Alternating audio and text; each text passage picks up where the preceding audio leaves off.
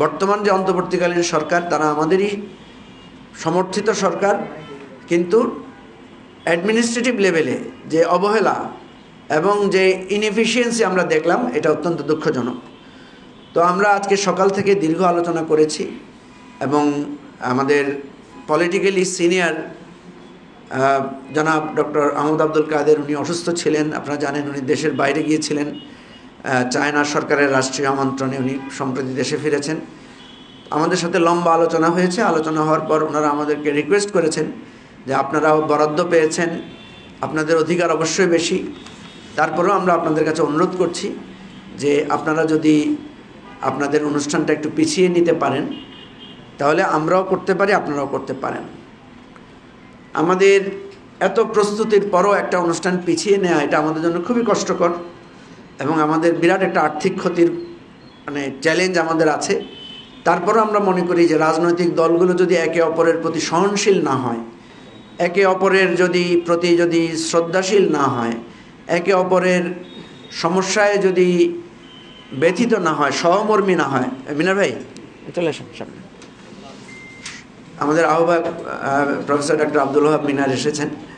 তো আমরা যদি একে অপরের প্রতি সহমর্মী না হই, তাহলে আমরা আজকে যে নতুন বাংলাদেশের কথা বলছি, আমরা যে বলছি যে আজকে আমরা নতুন রাজনীতির বন্দোবস্তের কথা আমরা যেটা বলছি, তাহলে মানুষ নিশ্চয়ই আমাদেরকে ভালো বলবে না। সেজন্য আমরা দীর্ঘ আলোচনা করেছি।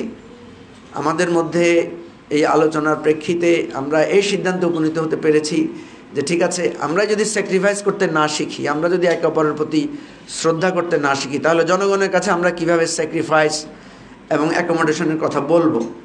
তো সেই অনুরোধকে সামনে রেখে আমরা একমত হয়েছি আজকের প্রেস কনফারেন্সে আমরা উভয় দল একসাথে থাকব, একসাথেই আমরা জাতির কাছে এই বিষয়টা তুলে ধরব। আমরা এখানে কারো শাস্তির দাবি করছি না, যদিও আমাদের ব্যানারে লিখে আছে যে আমরা এটার সমাধানের দাবিতে আজকের অনুষ্ঠান। আমরা শুধু বলছি যে এই রাষ্ট্রটা অনেক রক্ত এবং কষ্টের বিনিময়ে তৈরি করা, আমাদের রাজনৈতিক জায়গাগুলো অনেক কষ্ট করে আমরা একটা রাজনৈতিক দল তৈরি করি। আমাদের রাজনৈতিক দলের জায়গায় যাতে আমাদের ছোটোখাটো ভুল ত্রুটি নিয়ে আমাদের বিভেদ না হয়, কারণ আমরা আজকে পারতাম। উভয় দলই কিন্তু এখানে আপনি জানেন যে একটা ভিত্তি আছে, কারণ ওনারা আগে অ্যাপ্লাই করেছেন, ওনাদের কাছে টাকাটা জমা নেওয়া হয়েছে, এটা একদম স্ট্রং ওনাদের এভিডেন্স আছে। ঠিক আমাদের কাছে আমরা টাকাও জমা দিয়েছি, আমরা অ্যাপ্লাইও করেছি এবং আমরা চূড়ান্ত অনুমোদনও পেয়েছি। ইভেন পুলিশ ক্লিয়ারেন্সও আমাদের কাছে আছে।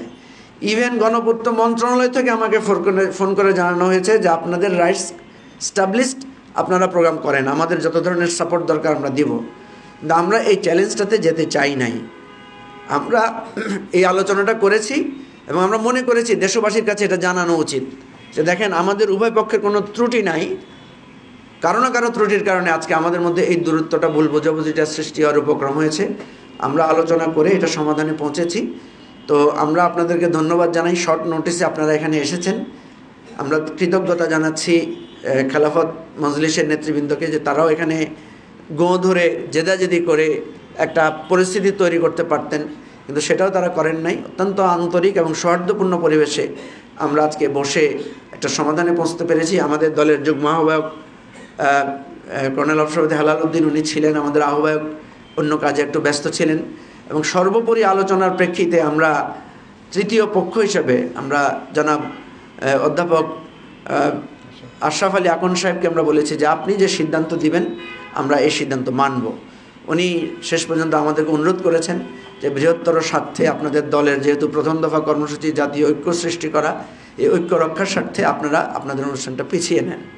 তো আমরা গণপূর্ত বিভাগে যোগাযোগ করেছি এবং এরই মধ্যে আমাদের নেতৃবৃন্দ সেখানে গিয়েছেন। সেখানেও এক ধরনের নেগোসিয়েশন প্রসেসের মধ্য দিয়ে আমরা সিদ্ধান্ত নিয়েছি। ইতিমধ্যে আগামী 28 তারিখ খেলাফত মজলিসের নামে বরাদ্দপত্রটা আবার চূড়ান্তভাবে করার জন্য আমরা ওনাদেরকে অনুরোধ করেছি, ওনারা আমাদের অনুরোধ রক্ষা করেছেন। এবং মাঠ খালি পাওয়ার সুযোগে আমরা দেখেছি যে আগামী 10 এবং 11 তারিখের মাঠটা আমরা খালি পেয়েছি জানুয়ারি 2025। তো আমাদের 2024 সালের এই সম্মেলন বা কাউন্সিলটাকে আমরা এই কষ্ট বুকে নিয়ে এই পরিস্থিতিতে আমরা চিন্তা করেছি আমাদের ভাইদের জন্য স্যাক্রিফাইস করে আমরা এটাকে পিছিয়ে নিচ্ছি। আমাদের জাতীয় কাউন্সিল আগামী বেসিক্যালি 11ই ডিসেম্বর সোহরাওয়ার্দী উদ্যানে অনুষ্ঠিত, আগামী 11ই জানুয়ারি, দেখেন মুখ দিয়ে আসতেছে না কষ্টের কারণে, আগামী 11ই জানুয়ারি 2025 সোহরাওয়ার্দী উদ্যানে আমাদের জাতীয় কাউন্সিল অনুষ্ঠিত হবে। এই দুটি সিদ্ধান্ত আমরা নিতে পেরেছি।